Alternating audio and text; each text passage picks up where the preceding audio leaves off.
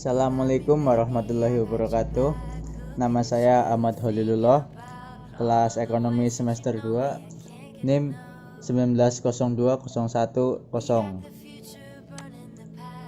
Saya di sini akan mempresentasikan tentang masalah dalam manajemen pendidikan.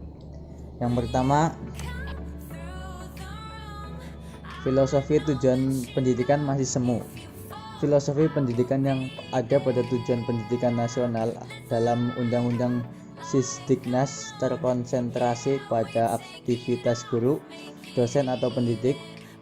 Filosofis pendidik yang demikian akan menelikung kemampuan kreativitas peserta didik, dan pedagogiknya cenderung bersifat naratif dan indoktrinatif. Filosofi tujuan pendidikan nasional seharusnya mendampingi dan mengatur peserta didik kepada kemandirian, kedewasaan, kecerdasan agar menjadi manusia profesional. Artinya memiliki keterampilan atau skill, komitmen pada nilai-nilai dan semangat dasar pengabdian atau pengorbanan, yang beriman dan bertanggung jawab akan kesejahteraan dan kemakmuran warga masyarakat, nusa dan bangsa Indonesia. Selanjutnya nomor 2, yaitu pola pikir pendidik dan tenaga kependidikan cenderung finansial oriented. Anggaran pendidikan 20% belum tentu menjamin kualitas pendidikan ini lebih baik selama pendidik dan tenaga kependidikan bekerja untuk mendapatkan keuntungan yang sebesar-besarnya. Yang terjadi sekarang dengan melimpahnya materi untuk jabatan pendidik terkesan justru meninabobokan mereka. Mereka berpikir bagaimana supaya gaji besar dan jarang yang berpikir bagaimana memperbaiki kualitasnya sebagai bentuk feedback dari semua fasilitasnya sebagai pendidik. Adanya sertifikasi guru belum tentu menjamin guru itu terpanggil untuk memperbaiki kualitasnya. Selanjutnya nomor 3, paradigma tujuan pendidikan di masyarakat masih banyak yang salah. Masyarakat terutama di pedesaan masih berparadigma bahwa pertama, tujuan pendidikan adalah untuk mendapatkan pekerjaan semata, bukan untuk mendewasakan peserta didik. Kedua, masih banyak masyarakat yang berpandangan bahwa ukuran kesuksesan dari pendidikan adalah menjadi PNS. Jadi, meskipun ia berhasil dalam bidang materi, namun tidak menjadi PNS atau berseragam dinas, mereka menganggap bahwa pendidikannya telah gagal. Paradigma tujuan pendidikan yang masih memprihatinkan meskipun terkesan sepele, namun cukup fatal karena akan membentuk pola pikir anak didik yang salah pula. Nomor 4, paradigma peserta didik yang certificate oriented. Paradigma ini masih melekat dalam benak kebanyakan peserta didik. Mereka masih berpikir bahwa sekolah ini hanyalah untuk mendapatkan pekerjaan yang bersifat formal semata.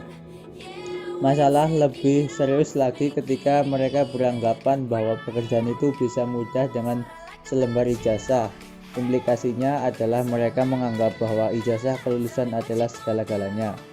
Konsekuensinya adalah mereka tidak belajar serius selama proses pendidikannya dan tidak memiliki kualitas, apalagi untuk belajar seumur hidup, sehingga mereka berpikir bagaimana saya upaya lulus ujian, bukan bagaimana supaya memiliki kompetensi dan skill. Selanjutnya nomor 5, manajemen pendidikan di Indonesia tidak berbasis kompetensi yang sebenarnya. Kalimat kompetensi yang saat ini banyak tersurat dalam sistem pendidikan dan dalam proses kegiatan belajar mengajar atau KBM dipandang masih bersifat biasa, tidak mengenal dan tampak hanya tekstual semata, tidak pada esensi yang sebenarnya. Hal ini sangat tampak terlihat jika melihat kasus-kasus seperti ini. Jangankan lulus SMA atau SMK, orang yang sarjana pun bingung sebenarnya dia bisa apa, punya kompetensi apa, apakah kompeten dalam bidangnya atau tidak.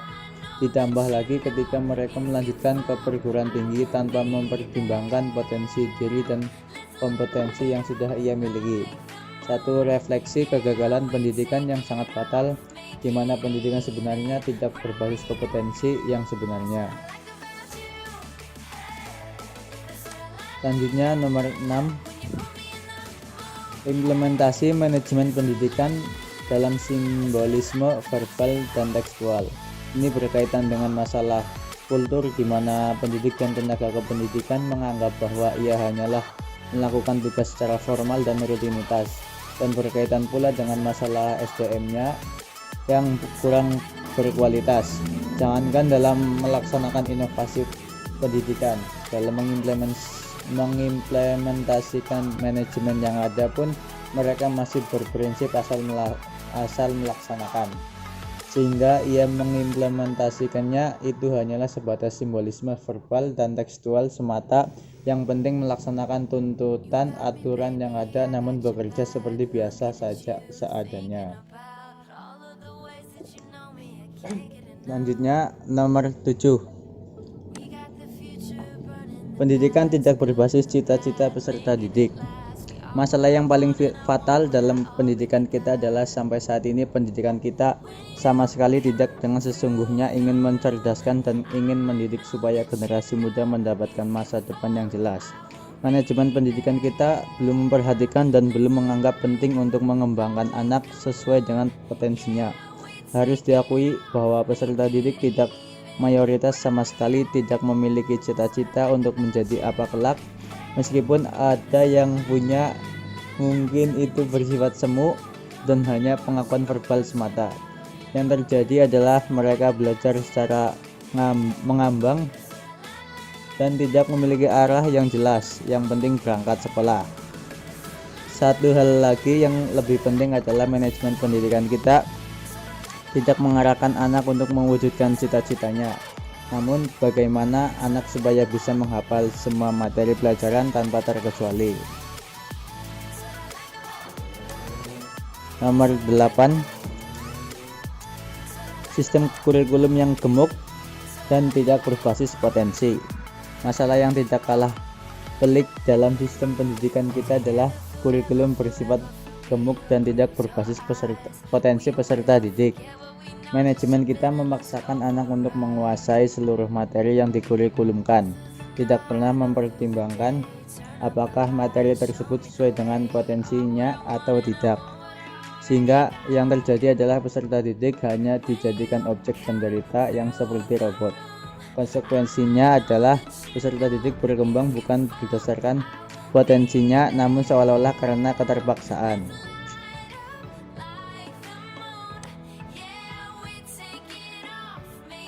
Selanjutnya nomor 9, pendidik dan tenaga kependidikan kurang inovatif.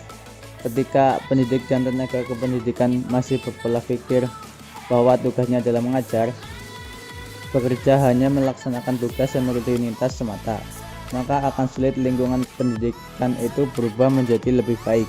Mereka justru tidak merasa berkewajiban untuk melakukan inovasi manajemen pendidikan supaya hasil pendidikannya jauh lebih baik. Terakhir 10, sistem seleksi CPNS tidak berbasis kompetensi bidang studi. Disinilah mungkin awal mula keterpurukan dunia pendidikan kita. Seleksi CPNS keguruan sampai saat ini tidak berbasis kompetensi bidang studi. Namun dengan sistem generalisasi semua disamakan. Akibatnya peluang CPNS keguruan yang lolos bukan berdasarkan kompetensinya sangat terbuka. Ya, sekian dari saya, kurang lebihnya mohon maaf. Assalamualaikum warahmatullahi wabarakatuh.